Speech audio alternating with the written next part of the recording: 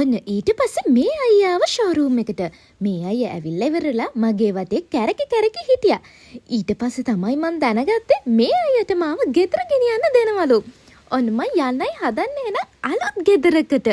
මේ ඉන්නේ අපේ බජාජ් අක්කා. අයියෝ මාව වීඩියෝ කරන්න එපා මට ලැජ්ජයි. ඔන්න එහෙනම් ෂෝරූම් එකෙන් එළියට ආවා. දැන් ඉතින් තියෙන්නේ හෙල්මට් දෙක දාගන්න. දෙකක් කිව්වයි දන්නවද? මේ අයියත් එක්ක අක්කා කෙනෙකුත් ආවා. අයියා නම් හරිම ලස්සනයි දැක්කම ආස හිතෙනවා. අයියෝ ඕකනේ ඉතින් කියන්නේ. කොමේ බජාජ් එකේ අයියා මේ බලන්නකෝ අනේ. අලුත් අයියට මේක ස්ටාර්ට් කරගන්න බැරිද කොහෙද? දැන් හරි. ඕකනේ කියන්නේ ඉතින් ස්ටාර්ට් කරගන්නත් බෑ. ඉතින් මේ අයියත් එක්ක තව අක්කා කෙනෙකුත් ආවා.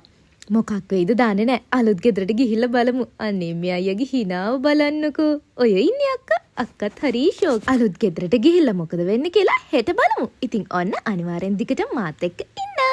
හෙට මොකද්ද වෙන්නේ කියලා බලන්න ෆලෝ කරන්න, ලයික් කරන්න, සබ්ස්ක්‍රයිබ් කරන්න.